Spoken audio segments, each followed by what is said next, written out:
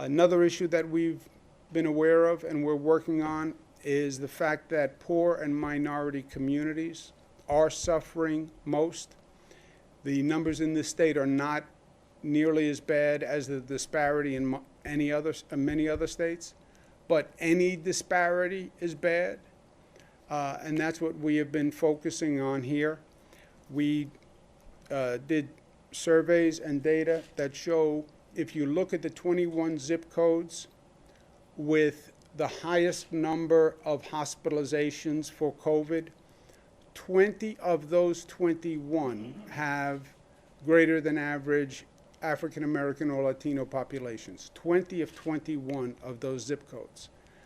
So there's no doubt that it is a problem. And we've mapped this and you can see exactly where people are coming from as they're walking into hospitals.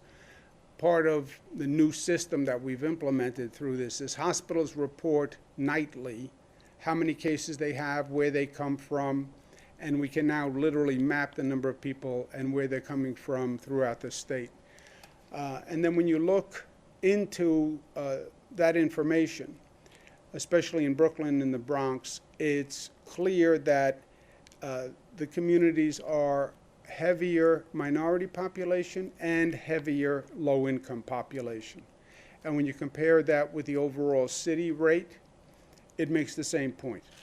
That hospitalization rate, infection rate among the minority community, among lower income communities, is higher than the average.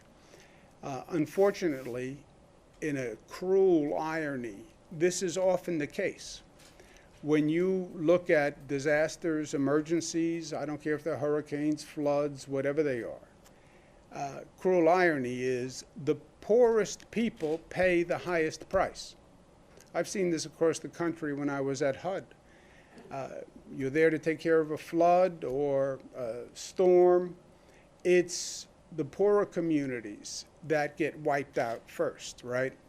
It's the lowland. It's the land that tends to flood, that has the lower value, and that's where the lower income community tends to locate.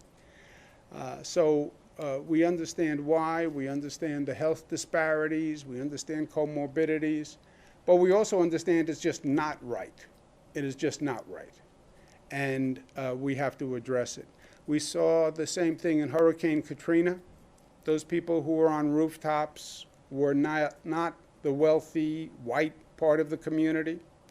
They were predominantly minority. They were predominantly low income. Those rooftops very often were public housing. So this has been the pattern. Flint, Michigan, the people who were drinking water that was poisoned, they were low-income minority populations.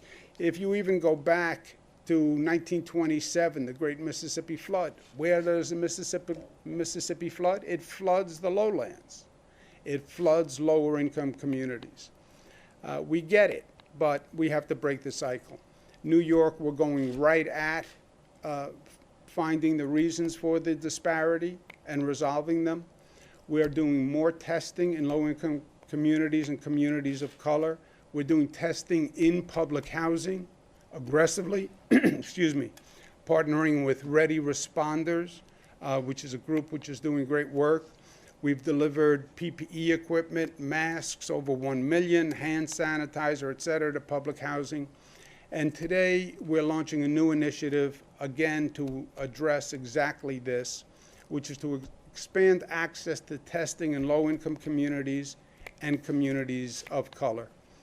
We're partnering with Northwell Health, which is the largest health system in New York, and they're going to set up 22 additional testing sites at churches in predominantly minority communities.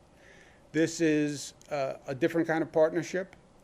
It's creative, but it's necessary. We're working with both churches individually and association of churches and Northwell. Northwell will provide the testing in churches in lower income communities and communities of color.